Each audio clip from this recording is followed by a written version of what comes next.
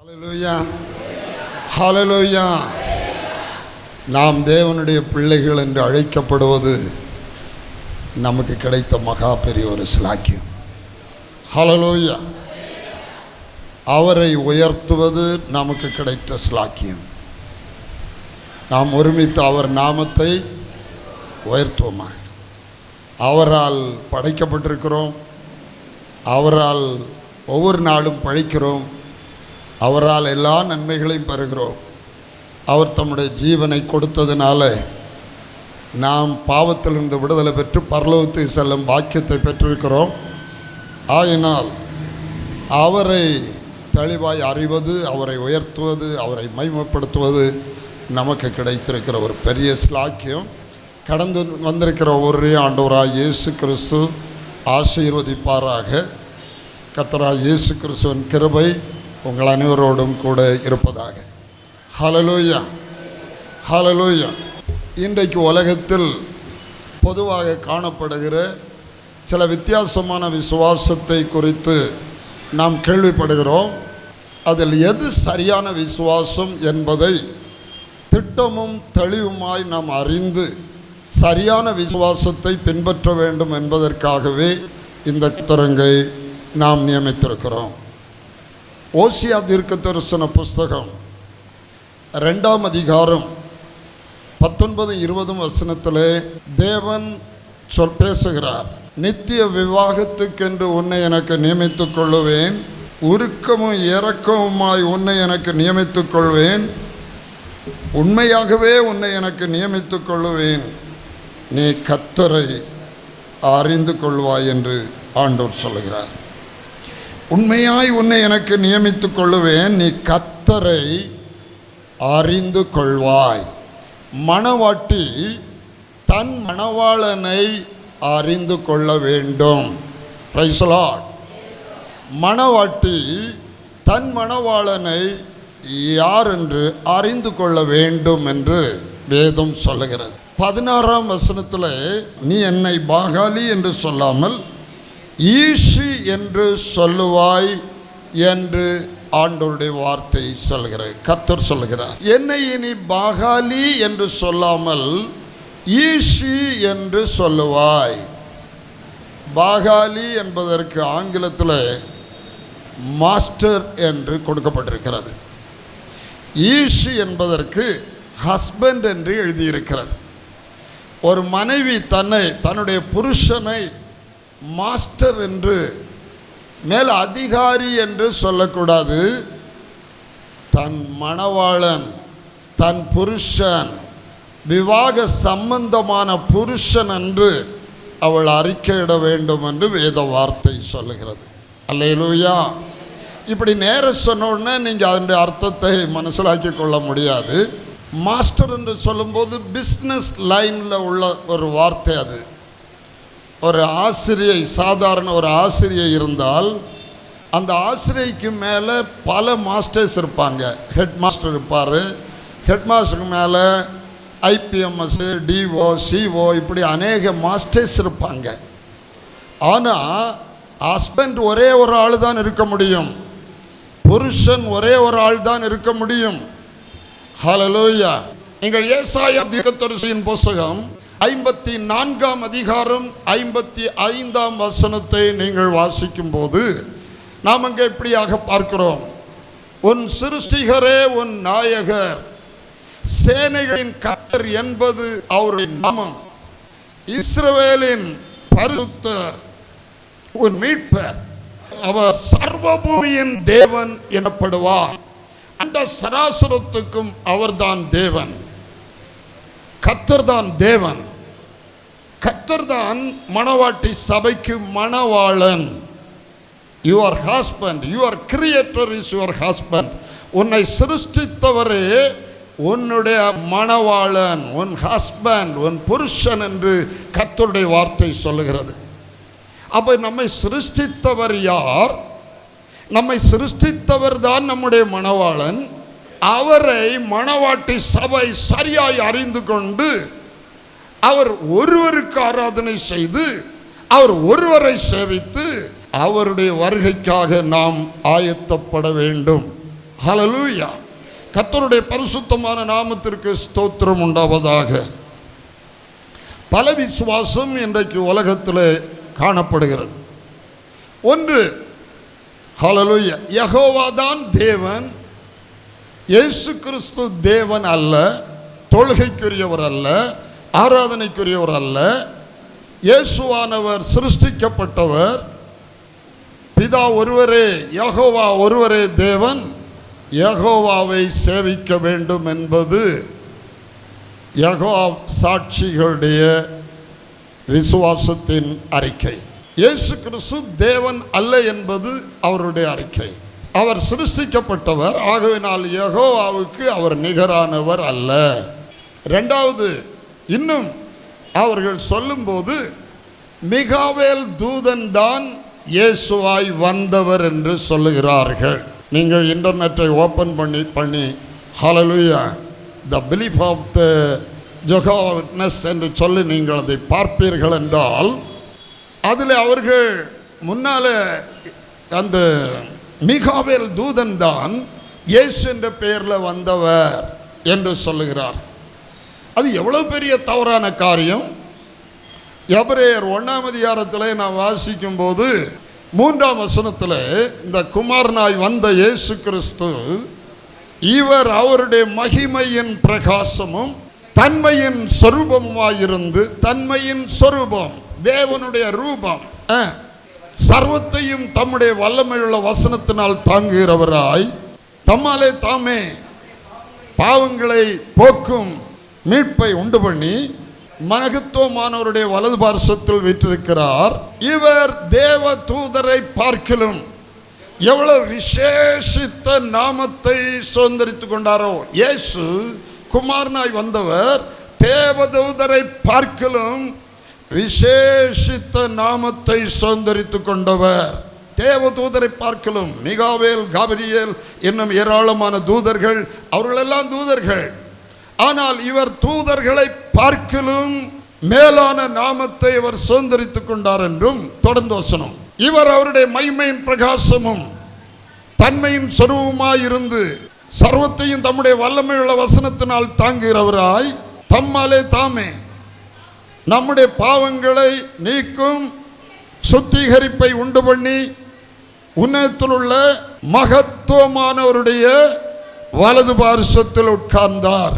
அடுத்தது, தேவதூதரை பார்க்கலும் எவ்வளவு விசேஷித்த நாமத்தை சுதந்தரித்துக் கொண்டாரோ அவ்வளவு அதிகமாய் தேவதூதர்களிலும் மேன்மை உள்ளவரானார். நீர் என்னுடைய குமாரன், இன்று நான் உம்மை ஜெனிப்பித்தேன் என்றும் நான் அவருக்கு பிதாவாய் இருப்பேன், அவர் எனக்கு குமாரனாய் இருப்பார் என்றும் தூதர்களில் யாருக்காவது அவர் சொன்னதுண்டா? இந்த இடத்திலிருந்து இயேசு கிறிஸ்து யார் என்பதில் ஒரு இடரலற்ற ஒரு நபராக வருகிற அத்தனை பேரும் தெளிவடைந்து போக வேண்டும். அதை ஆண்டவர் செய்வார். ஏனென்றால் இந்த பரிசுத்த வேதாகமத்தை தந்த தேவன், அவரை நாம் தெளிவாய் அறிய வேண்டும் என்பது அவருடைய விருப்பமாக இருக்கிறது. ஹல்லேலூயா. ஆகவே தேவ தூதர்களை பார்க்கிலும் இயேசுவானவர் பெரியவர், அவர் உயர்ந்தவர், உன்னதமானவர் என்று வேதம் சொல்லும் போது யெகோவா விட்னஸ்காரர்கள் இயேசு கிறிஸ்து மிகாவேல் தூதன் என்று சொன்னால் அது எவ்வளவு பைபிளுக்கு விரோதமான காரியம். ஹல்லேலூயா, ஹல்லேலூயா. கர்த்தருடைய பரிசுத்த நாமத்துக்கு ஸ்தோத்திரம். தொடர்ந்து செய்திக்குள்ளே போகும்போது ஆவியானவர் கொண்டு வருகிற இடத்திலே அந்தந்த தவறுகள் எங்க பட்டிருக்கிறார்கள் என்பதை நான் தெளிவாய் உங்களுக்கு அறிவிப்பேன்.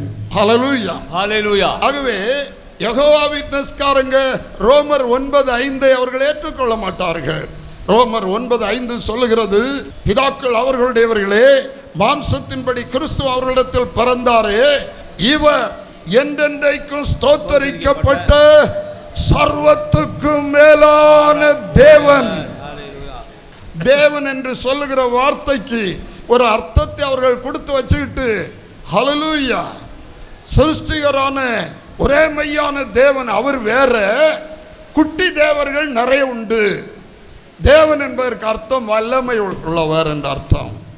மோசே பற்றி சொல்லியிருக்கு, சாத்தானை பற்றி தேவன் சொல்லியிருக்கு, எல்லாம் சொல்லியிருக்குன்னு சொல்லி ஒரு தவறான வியாக்கியானத்தை கொடுத்து மக்களை எடர பண்ணி கொண்டிருக்கிறார்கள். ஹல்லேலூயா. இயேசு கிறிஸ்துவே குமாரனாய் வந்த இவரே என்றென்றைக்கும் ஸ்தோத்தரிக்கப்பட்ட சர்வத்துக்கும் மேலான தேவன் என்று சொல்லும் போது அவருக்கு மேலாக ஒரு தேவன் இல்லை.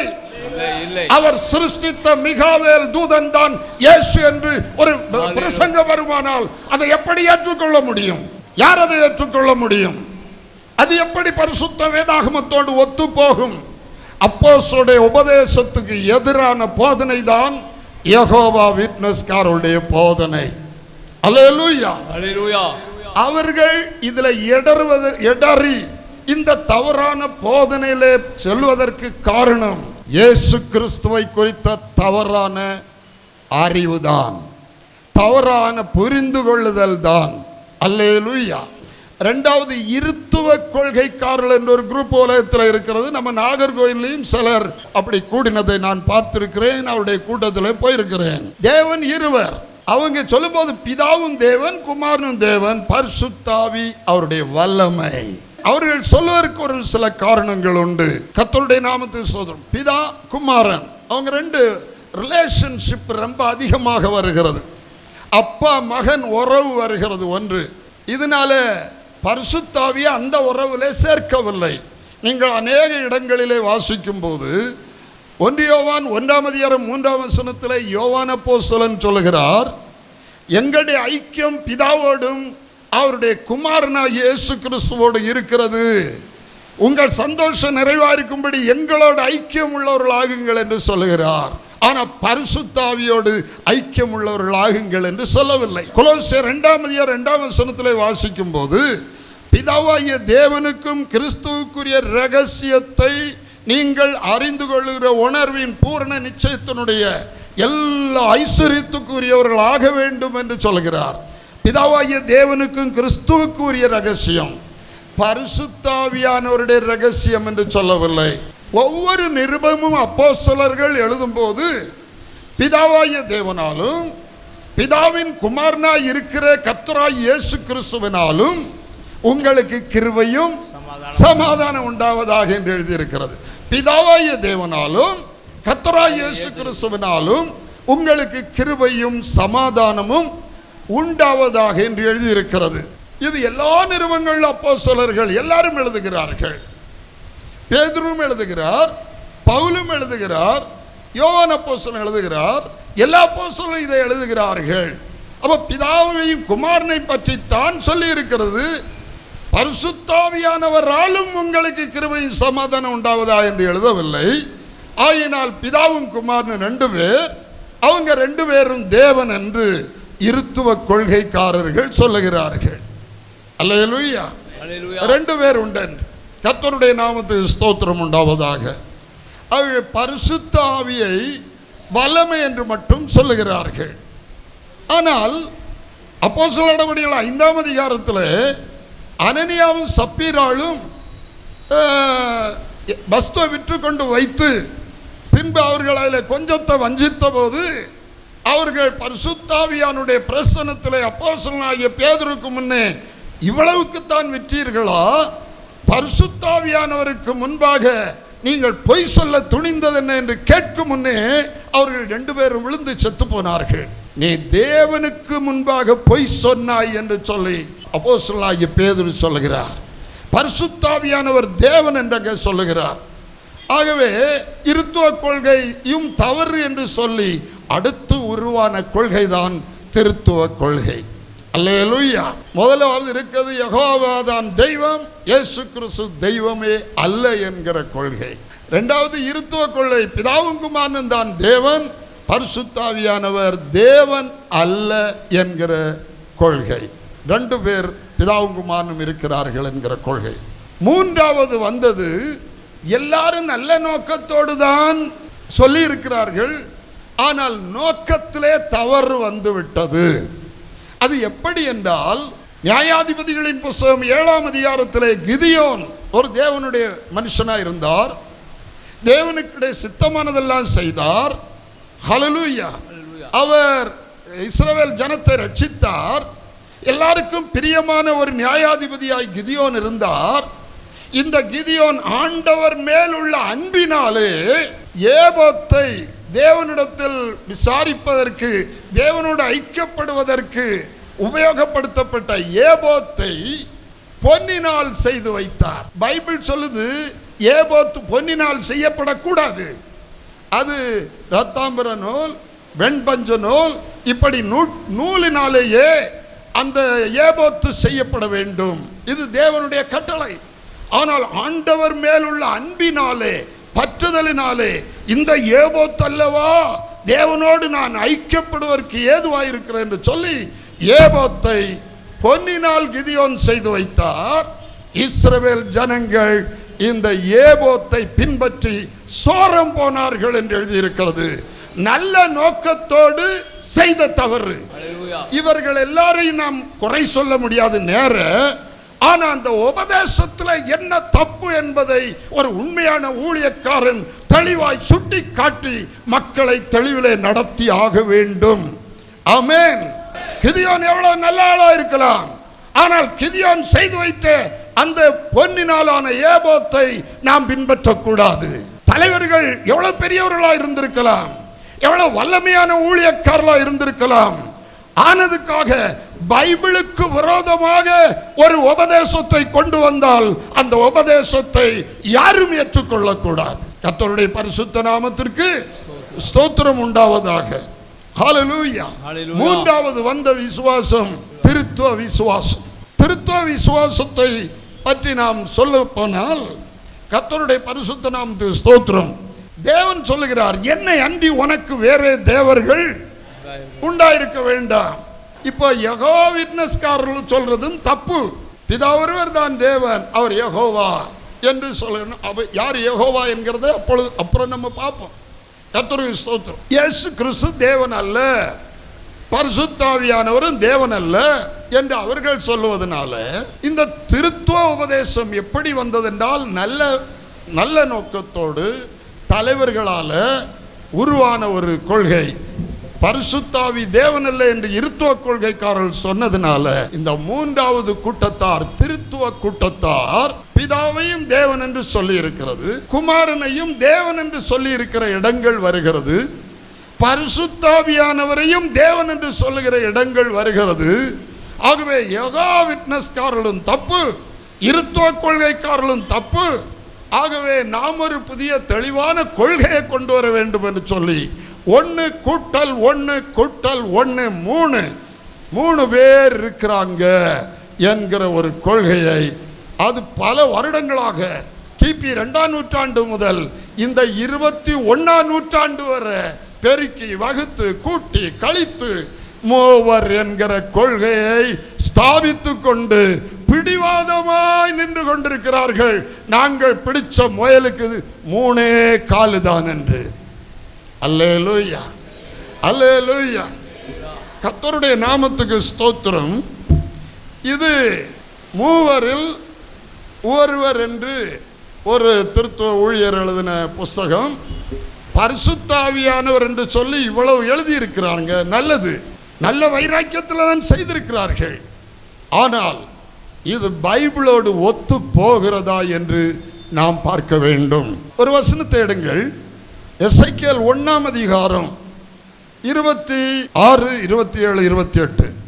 அவைகளின் தலைகளின் மேல் உள்ள மண்டலத்தின் மேல் நீல ரத்தினம் போல் விளங்கும் ஒரு சிங்காசனத்தின் சாயலும், ஒரு சிங்காசனத்தின் சாயலும், அந்த சிங்காசனத்தின் சாயலின் மேல் ஒரு சிங்காசனம். நல்ல கவனிச்சிடணும். தேவனுக்கென்று உள்ளது ஒரு சிங்காசனம் தான். ஒரு சிங்காசனத்தின் சாயலும், அந்த சிங்காசனத்தின் சாயலின் மேல் மனுஷ சாயலுக்கு ஒத்த ஒரு சாயலும் இருந்தது. மனுஷ சாயலுக்கு ஒத்த ஒரு சாயலும் இருந்தது. அவருடைய இடுப்பாக காணப்பட்டது முதல் மேலெல்லாம் உட்புறம் சுற்றிலும். பாருங்க, ஒரே நபர் தேவன், ஒரே நபர் என்பதற்கு ஆண்டவர் எவ்வளவு தெளிவான வெளிப்பாட்டை எசேக்கியேலுக்கு கொடுக்கிறார். ஒரு மனுஷ சாயலுக்கு ஒத்தான ஒரு மனித சாயல், 2 மனித சாயல் இல்ல, 3 மனித சாயல் இல்ல, ஒரே மனித சாயல் அந்த ஒரே சிங்காசனத்தில் இருக்கிறது. அவருடைய இடுப்புக்கு மேலெல்லாம் அவருடைய இடுப்பாக காணப்பட்டது முதல் மேலெல்லாம் உட்புறம் சுற்றிலும் அக்கினிமயமான சொகுசாவின் அக்கினிமயமான சொகுசாவின் மகிமை. இடுப்புக்கு கீழெல்லாம் அவருடைய இடுப்பாக காணப்பட்டது முதல் கீழெல்லாம் அக்கினிமயமாகவும் அதை சுற்றிலும் பிரகாசமாகவும் இருக்க கண்டேன். அக்கினிமயமாகவும் அது பிரகாசமாய் இருக்க கண்டேன். மழை பெய்ய நாளில் வானவில் எப்படி இருக்கிறதோ அப்படியே எப்படி காணப்படுகிறதோ அப்படியே சுற்றிலும் உள்ள அந்த பிரகாசம் சுற்றிலும் அவரை சுற்றிலும் இருந்த பிரகாசம் காணப்பட்டது. ஹல்லேலூயா. கர்த்தரை அல்லாமல் தேவன் யார் என்று சொல்லி சங்கீதம் 18:31 சொல்லுகிறது. கர்த்தரை அல்லாமல் தேவன் யார்? வேறொரு தேவன் இல்லை. அந்த கர்த்தர் தான் சொல்லுகிறார். ஏசாயா 43:10 கடைசி பாகத்தில், எனக்கு முன் ஏற்பட்ட தேவன் இல்லை, எனக்கு பின் இருப்பதும் இல்லை. எனக்கு முன் ஏற்பட்டவர் இல்லை, எனக்கு பின்னாக ஒருவர் இல்லை, பெரியவர் ஒருத்தர் இல்லை, சின்னவர் ஒருத்தர் இல்லை, நானே கர்த்தர், என்னை அல்லாமல் இரட்சகர் இல்லை என்று திட்டமாய் பேசுகிறார். காரணம் 2 பேர் 3 பேர் எல்லாம் ஆக்கி போடுவாங்கன்னு அவருக்கு தெரியும். அவருடைய இரட்சகராய் மேசியாவாய் பிறந்த இயேசுவின் பிறப்பை அறிவித்த ஏசாயா தீர்க்கதரிசி, அவருடைய சிலுவை மரணத்தின் மூலம் வருகிற ரட்சிப்பை ஏசாயா 53 அறிவித்த ஏசாயா தீர்க்கதரிசி மூலமாய் தேவன் பேசுகிறார். எனக்கு முன் ஏற்பட்ட தேவன் இல்லை, எனக்கு பின் இருப்பது இல்லை, நானே கர்த்தர், என்னை அல்லாமல் இரட்சகர் வேறு ஒருவர் இல்லை. அப்படின்னா இந்த கர்த்தர் தான் இரட்சகராய் வர வேண்டும், இவர் தான் இரட்சகராய் வர வேண்டும். 2ஆம் நபர் இரட்சகரா குமாரனா வர முடியாது, இவர் தான் வர வேண்டும்.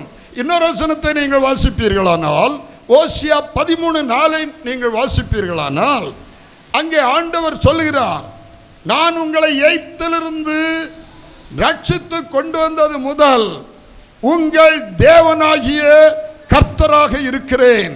ஆகையால் நீ என்னை தவிர வேறொரு தேவனை அறியவே வேண்டாம்.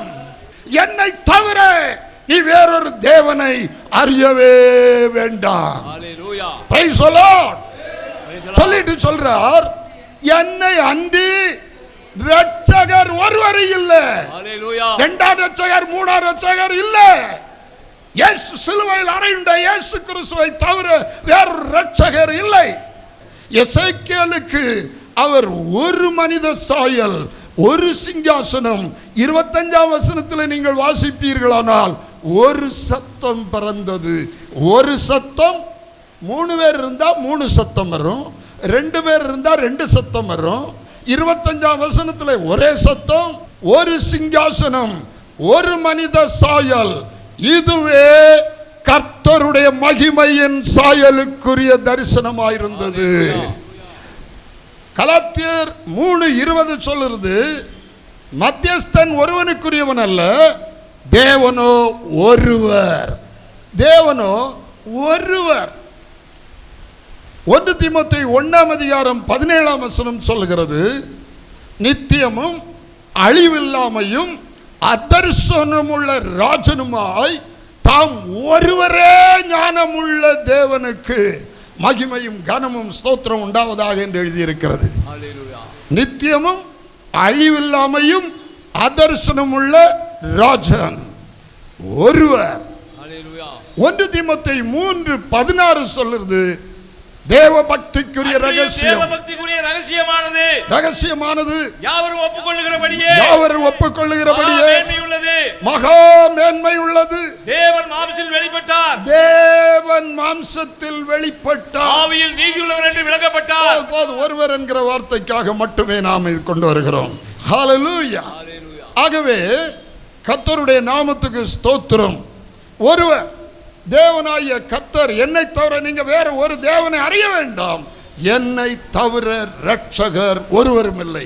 அப்படின்னா இந்த தேவனாகிய கர்த்தர் தான் இரட்சகராக வர வேண்டும். ஆமா, அவர் தானே வந்தாரு, அந்த கர்த்தர் தானா வந்தாரு. 1 கொரிந்தியர் 15:47 சொல்லுது, 2ஆம் மனுஷன் இரண்டாம் மனுஷன் வானத்திலிருந்து வந்த கர்த்தர். வானத்திலிருந்து வந்த கர்த்தர். ஒரே ஒரு கர்த்தர் தான் உண்டு, ஒரே ஒரு தேவன் தான் உண்டு. இரண்டாம் மனுஷனாய் வந்திருக்கிறவர் இயேசு கிறிஸ்து வானத்திலிருந்து வந்த கர்த்தர். வானத்திலிருந்து வந்த கர்த்தர். கர்த்தர் அவரை அறிஞ்சாங்களா? அறியவில்லை. வாசிங்க 1 கொரிந்தியர் 2:8 2ஆம் வசனத்தை வாசித்துட்டு 8ஆம் வசனத்தை வாசிங்க. குமாரனா வந்தவரை வாசித்துட்டு பிறகு 8ஆம் வசனத்தை படிங்க. பவுல் கொரிந்த விசுவாசிகளுக்கு சொல்லுகிற சத்தியம் 2ஆம் வசனம். இயேசு கிறிஸ்துவை சிலுவையில் அறையப்பட்ட அவரே என்று, சிலுவையில் அறையப்பட்ட அவரையே அன்றி வேறொன்றையும் உங்களுக்குள்ளே அறியாதிருக்க தீர்மானித்திருந்தேன். ஹல்லேலூயா. சிலுவையில் ஒருவர் அறையப்பட்டாரு, அவரை தவிர நீங்க வேற யாரையுமே அறியவே வேண்டாம்.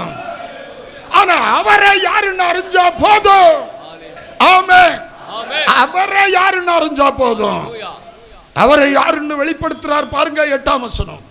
அதை இப்பிரபஞ்சத்து பிரபுக்களில் ஒருவனும் அறியவில்லை. ஒருவனும் அறியவில்லை. அறிந்தார்கள்.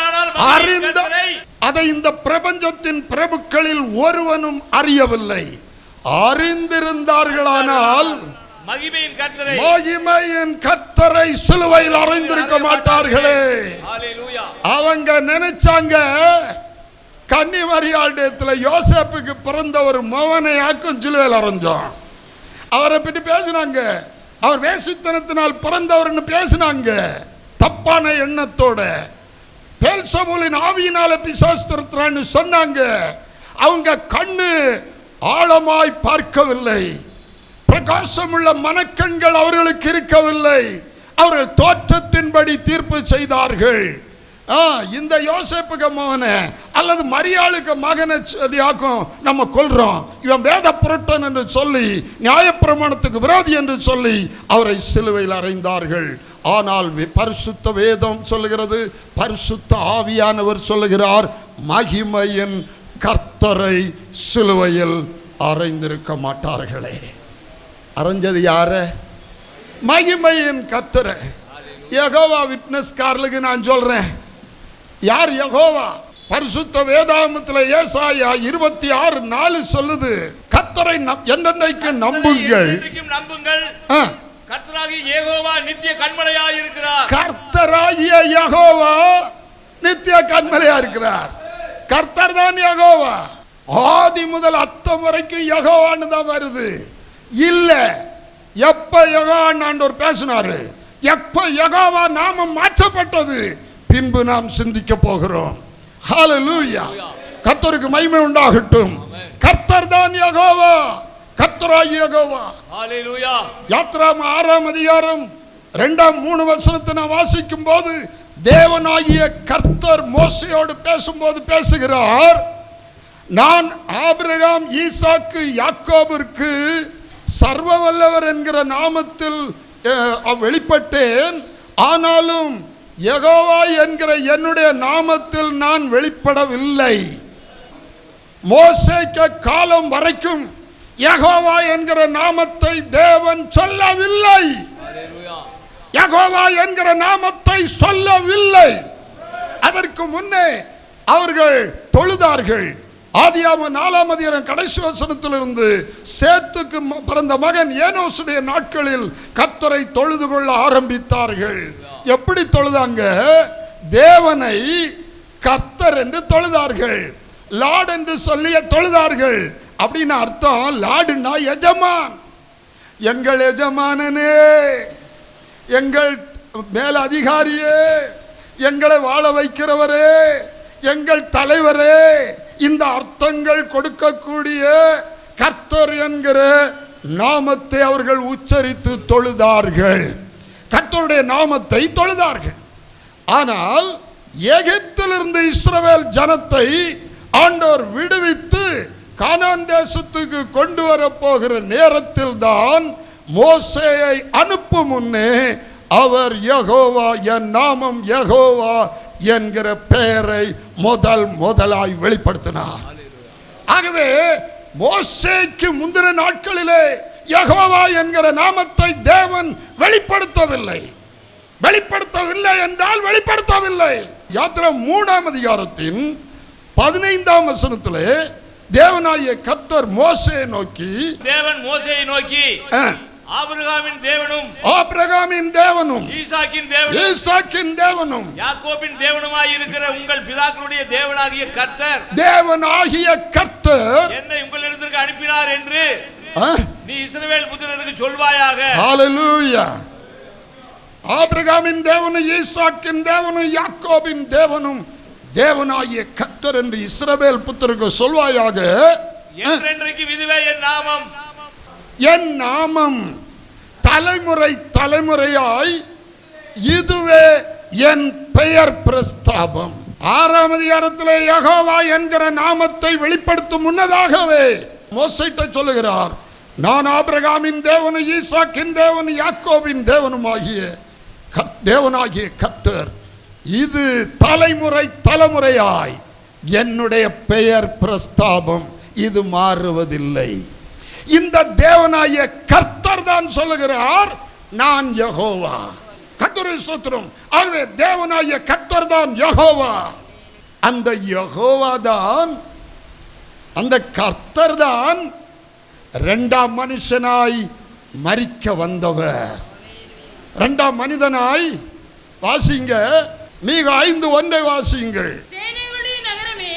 சேனைகளினுடைய நகரமே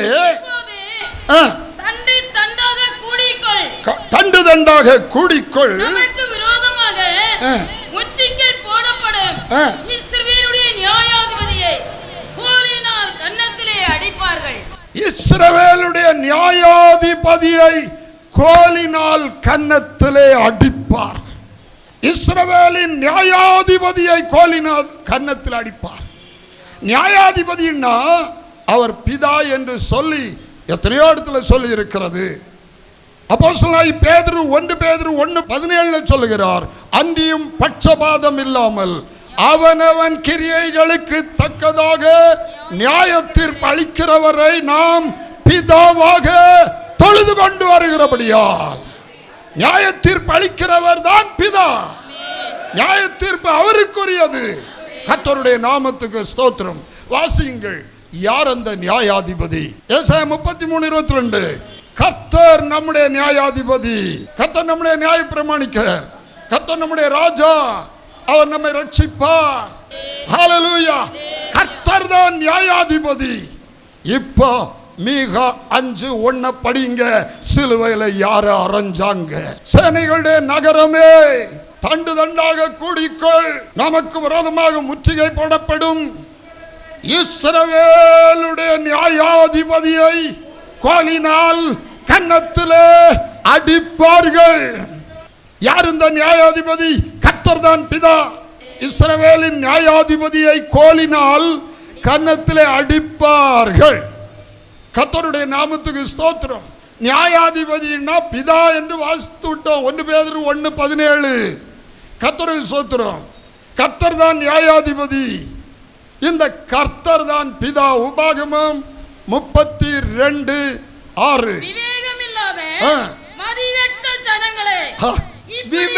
விவேகம் இல்லாத மதிக்கட்ட ஜனங்களே, இப்படியா கர்த்தருக்கு?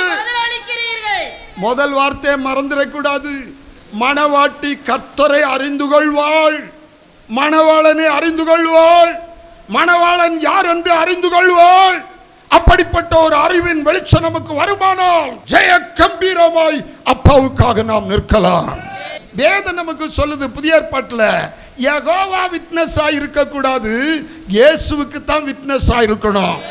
அப்போஸ்தலர் நடபடிகள் 2ஆம் அதிகாரம் 8ஆம் வசனத்தில் இயேசு சொன்னார், பரிசுத்த ஆவி உங்களிடத்தில் வரும்போது நீங்கள் பலனடைந்து எருசலேமிலும் யூதேயாவிலும் சமாரியாவிலும் பூமியின் கடைசி பரியந்தம் எனக்கு சாட்சிகளாக இருப்பீர்கள். ஒருவேளை யாராவது யெகோவா விட்னஸ் இந்த இடத்துல வந்திருந்தால் இன்றைக்கு இயேசுவின் விட்னஸாய் மாறி செல்ல வேண்டும். இல்லாவிட்டால் பரலோகம் இல்லை, உங்களுக்கு நித்திய ஜீவன் இல்லை, மகிமை இல்லை, நீங்கள் வெட்கப்பட்டு போவீர்கள். கர்த்தருடைய பரிசுத்த நாமத்திற்கு ஸ்தோத்திரம் உண்டாவதாக. கர்த்தர் தான் யெகோவா என்று வாசித்து விட்டோம். கர்த்தர் தான் பிதா என்று வாசித்து விட்டோம். ஏசாயா 64:8 படிங்க. இன்னொருவர் படிங்க ஏசாயா 63:16. இது 2 வசனம் கூட வாசித்துருவோம். இப்பொழுதும் கர்த்தாவே நீர் எங்களுடைய பிதா, கர்த்தாவே நீர் எங்களுடைய பிதா, நாங்கள் களிமண், நீர் எங்களை உருவாக்குகிறவர், நாங்கள் அனைவரும் உமது கரத்தின் கிரியை. கர்த்தர் தான் பிதா, கர்த்தர் தான் யெகோவா. அந்த கர்த்தர் தான் சிங்காசனத்தில் ஒரு மனித சாயலோடு இருக்கிறார். அந்த கர்த்தர் தான் தேவன் மாம்சத்தில் வெளிப்பட்டார். தேவன் மாம்சத்தில் வெளிப்பட்டார். கர்த்தர் தான் 2ஆம் மனுஷன் வானத்திலிருந்து வந்த கர்த்தர். கர்த்தரைத்தான் பிதாவைத்தான் கோலினால் கன்னத்திலே அடிப்பார்கள் என்று ஏசாயா தீர்க்கதரிசி, மீகா தீர்க்கதரிசி முன்னறிவிக்கிறார். பிதாவை யாராவது கோலினால் கன்னத்தில் அடிக்க முடியுமா? பைபிள் சொல்லுது பிதாவாகிய தேவனுடைய அன்பு அது எவ்வளவு நீளம், அகலம், ஆழம், உயரம் தெரியுமா நமக்கு? உங்களுக்கு தெரியுமா அவருடைய அன்புக்கு அகலம், அவருக்கு அன்பின் ஆழம், அவருடைய நீளம், அது உயரம் தெரியுமா? எபேசியர் 3:19 சொல்லுது. 18-19 வாசிக்கிறோம். அறிவு கெட்டாத அந்த அன்பை நீங்கள் அறிந்து கொள்ள வல்லவர்களாக வேண்டும். நம்முடைய தேவனுடைய அன்பு அறிவு கெட்டாத அன்பு.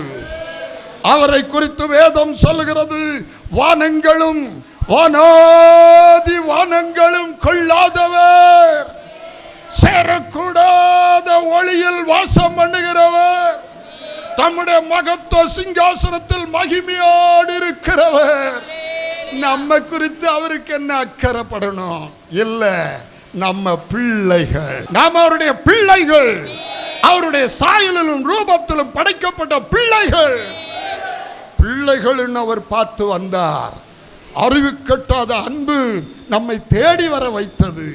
அந்த அன்பை அறிந்து கொள்ள வல்லவர்களா மாறணும். மனுஷனா அவர் மாறி வந்தது மட்டும் இல்ல, தேவ தூதரிலும் சற்று சிறியவராக மாறி மனிதனாகி எங்க ஏழ்மையின் உச்சக்கட்டத்துக்கு அவர் வந்து விட்டார். அல்லேலூயா. ஏழ்மையின் உச்சக்கட்டம்.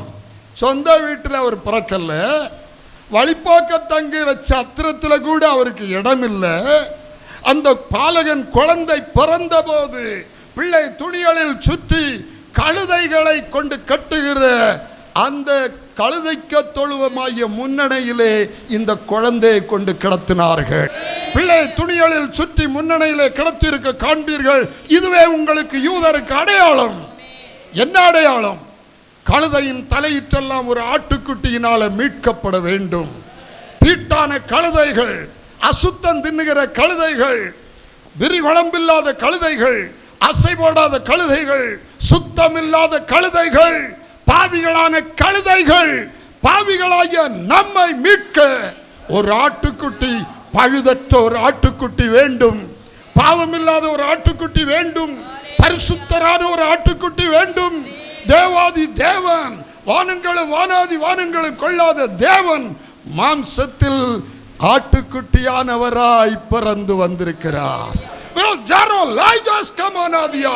அறிவு கட்டாத அன்பு சகோதரனே, அன்பு சகோதரியே, உன்மேல் வைத்த அவருடைய அநாதி சிநேகம், அறிவு கட்டாத அந்த அன்பு உன்னையும் என்னையும் நம்மை தேடி அவர் வந்தார்.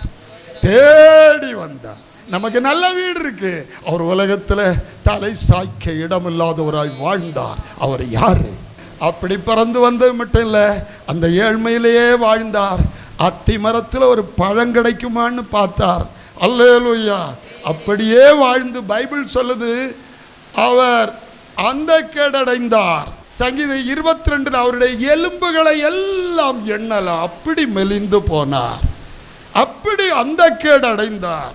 நாம் விரும்பத்தக்க ரூபமே இல்லாம உபவாசத்தினாலும் ஜபத்தினாலும் ஊழியத்தினாலும் கண்விழிப்பினாலும் நமக்கு வேண்டி அவர் அந்த கேடடைந்தார். அறிவுக்கு எட்டாத அன்பு.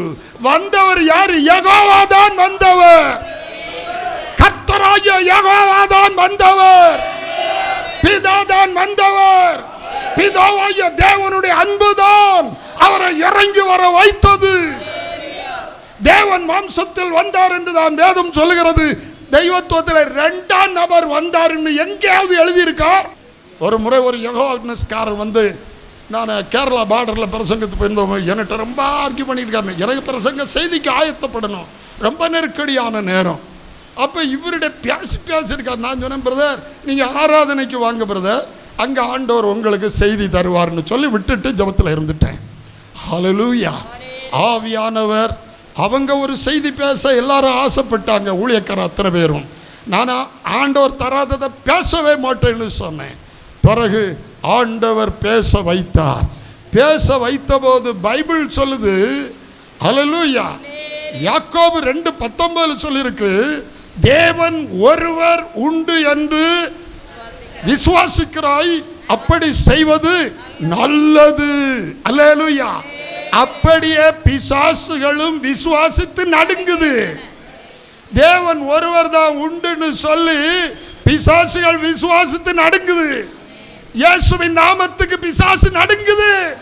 இந்த யெகோவா விட்னஸுக்கு பிசாசுக்கு அறிவு கூட இல்லையேன்னு நான் பேச வேண்டியது வந்தது.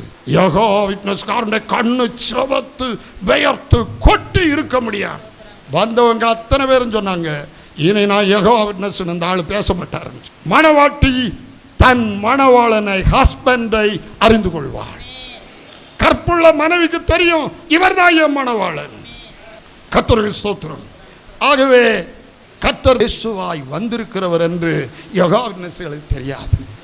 ஏசாயா 9:6 நாம் அறிக்கையிடுகிறோம். எப்படி? நமக்கு ஒரு பாலகன் பிறந்தார், நமக்கு ஒரு குமாரன் கொடுக்கப்பட்டார், கர்த்தத்துவம் அவர் தோளின் மேல் இருக்கும், அவர் நாமம் அதிசயமானவர், ஆலோசனை கர்த்தர், வல்லமையுள்ள தேவன். இந்த திருத்துவக்காரங்க நம்ம இயேசு நித்திய பிதான்னு சொல்றதுனால தான் நம்ம அந்தி கிறிஸ்துன்னு சொல்றாங்க. ஏசாயா 9:6 இயேசு நித்திய பிதான்னு சொல்லுதா? நம்ம ஏற்கனவே கர்த்தர் பிதா, அந்த கர்த்தர் இரண்டாம் மனுஷன் வானத்திலிருந்து வந்த கர்த்தர். நம்ம சொல்றது தப்பா? இது எத்தனை வசனம் வேணும்? எத்தனை 100 வசனம் வேணும்? அவர் தான் இவர்னு. யோபுவின் புஸ்தகம் 9:8 வாசியும். அவர் ஒருவரே வானங்களை விரித்து சமுத்திர அலையின் மேல் நடக்கிறவர். சமுத்திர அலையில எத்தனை பேர் நடந்தாங்க? 3 பேர் உண்டுன்னா, அவர் ஒருவரே வானங்களை விரிக்கும் போது கூட 3 பேராட்டு உண்டு. ஒருவர் 3 பேரா உண்டுன்னா, சமுத்திர அலையில நடக்கும் போது 3 பேரா நடந்திருக்கணுமே. அல்லேலூயா. நம்முடைய சாயலும் ரூபத்திலும் மனுஷனை உண்டாக்குவோமாக என்று சொல்லி சொல்லி மனிதனை உண்டாக்குன போது அவருக்கு 3 ரூபம் உண்டுன்னா, மனுஷனுக்கு 3 ரூபம் அவர் கொடுத்திருக்கணுமே. ஆகவே அவர் ஒருவரே வானங்களை விரித்து சமுத்திர அலையின் மேல் நடந்தவர். சமுத்திர அலையில நடந்தவர் யாரு? யார் அவர்? அவர் ஒருவர் தான் வானங்களை விரித்தவர். யோவான் 1:10 சொல்லுகிறது, அவர் உலகத்தில் இருந்தார், உலகம் அவர் மூலமாய் உண்டாயிற்று, உலகம் அவரை அறியவில்லை, அவரை அறிந்திருந்தார்கள், ஆனால் மகிமையின் கர்த்தரை பிதாவை சிலுவையில் ஆராய்ந்திருக்க மாட்டார்களே. யோவான் எழுதின சுவிசேஷம் 14ஆம் அதிகாரம் 1ஆம் வசனத்தில் இயேசு சொன்னாரு, கலங்காதிருப்பதாக தேவனிடத்தில் விசுவாசமாயிருங்கள், என்னிடத்திலும் விசுவாசமாயிருங்கள் என்று சொன்னார். அல்லேலூயா. உடனே நம்ம கீழே சொல்லுவோம், என்னை கண்டவன் பிதாவை கண்டான், அப்படி இருக்க பிதாவை எனக்கு எப்படி காட்டும் என்று நீ எப்படி சொல்லலாம் என்று இயேசு சொன்னதை நம்ம சொன்னா உடனே அவங்க 14:1 எடுத்துட்டு சொல்லுவாங்க, இந்த வசனத்தை மட்டும் பார்க்கக்கூடாது, என்னை கண்டவன் பிதாவை கண்டான் என்று இயேசு சொன்ன அந்த வார்த்தையை மட்டும் எடுக்கக்கூடாது, 14:1 எடுக்கணும். 14:1 சொல்லுது, தேவனிடத்தில் விசுவாசமாயிருங்கள், என்னிடத்திலும் விசுவாசமாயிருங்கள். ஆகவே கர்த்தருக்கு ஸ்தோத்திரம். தேவனிடத்தில் விசுவாசம் வைக்கணும், தீர்க்கதரிசி இடத்திலையும் விசுவாசம் வைக்கணும்.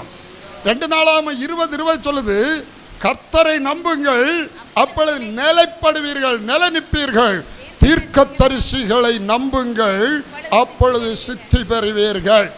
ஜெயம் எடுக்கணும்னா தீர்க்கதரிசியை நம்பணும், நிலை நிற்கணும்னா தேவனை நம்பணும், தேவனையும் தீர்க்கதரிசியையும் நம்பணும்.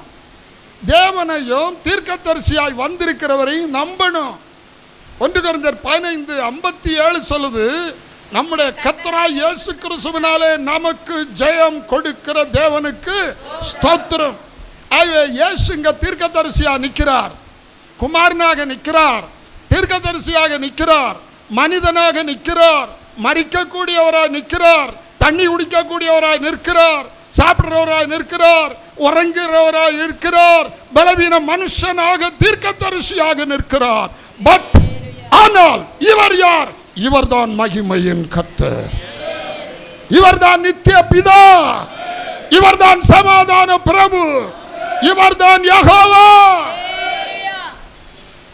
அவர் ஒருவரே வானங்களை விரித்து சமுத்திராலையின் மேல் நடக்கிறவர். அனுப்பினவர் அவர்தான், அனுப்பப்பட்டவர் அவர்தான். ஒரே ஒரு வார்த்தை உங்களுக்கு முன்ன வைக்கிறேன். ஏசாயா 26:4 தான் கர்த்தராகிய யெகோவா நித்திய கன்மலை ஆயிருக்கிறார். நித்திய கன்மலை அவர்தான். 1 கொரிந்தியர் 10:4 சொல்லுது, அந்த கன்மலை கிறிஸ்துவே. கர்த்தராகிய யெகோவா தான் கிறிஸ்துவாய் வந்திருக்கிறவர், தேவன் மாம்சத்தில் வெளிப்பட்டிருக்கிறவர். கர்த்தர் 2ஆம் மனுஷராய் வந்திருக்கிறவர். 2ஆம் நபருக்கு இடமே இல்லை. தெய்வத்துவத்தில் 2ஆம் நபர்னு 3ஆம் நபர்னு பேசுறதுக்கு இடமே இல்லை. கிறிஸ்தவர்களாகிய நம்முடைய தேவனுடைய பெயர் என்னன்னு கேட்கணும்னு நினைச்ச முதல்ல மறந்து. அவருடைய பெயர் இனி கேட்டால் நீங்கள் சொல்லுவீங்க, பலர் சொல்ல மாட்டாங்க. நாங்கள் சில கருத்தரங்குகளில் போன இடத்துல உங்கள் தேவனுடைய பெயர் என்னன்னு திருத்துவக்கால்கிட்ட கேட்டபோது அவர்கள் சொல்லவே இல்லை. அஞ்ஞானிகள் சொல்கிறாங்க, எங்களுக்கு பல தெய்வங்கள் உண்டு, ஒவ்வொரு தெய்வத்துக்கும் பேர் உண்டு. நீங்கள் ஒரே தேவன்னு சொல்கிறீங்களே, உங்கள் தேவனுடைய பேர் என்னன்னு கேட்டால் நீங்கள் என்ன சொல்லுவீங்கன்னு நாங்கள் கேள்வி கேட்டோம் திருத்துவக்காரர்கிட்ட. பதிலே சொன்னாங்க இல்லை. ஏன்னா உங்கள் தேவன் யாருன்னு சொன்னதுக்கு பதில் இயேசு கிறிஸ்துன்னு சொன்னால், அல்ல கர்த்தராகிய இயேசு கிறிஸ்துன்னு சொன்னால் விஷயம் அதோட முடிஞ்சு. ஒரே ஒரு விசுவாசம், கர்த்தராகிய இயேசு கிறிஸ்துவை விசுவாசி, அப்பொழுது நீயும் வீட்டாரும் ரட்சிக்கப்படும். கர்த்தராக பிதாவா மட்டும் இல்லை, குமாரனாக ரட்சகரா வந்தவரும் அவர்தான். வேற 2ஆம் நபர் வரல. 3வது பரிசுத்த ஆவியானவராய் நமக்கு உள்ளே வந்து ஆளுகை செய்கிறவர் அவர்தான். ஆகவே தேவன் ஒருவரே. அல்லேலூயா. ஆழத்துவத்தில் ஒருவரே. ஆமென். கர்த்தர் நம் யாவரை ஆசீர்வதிப்பார்.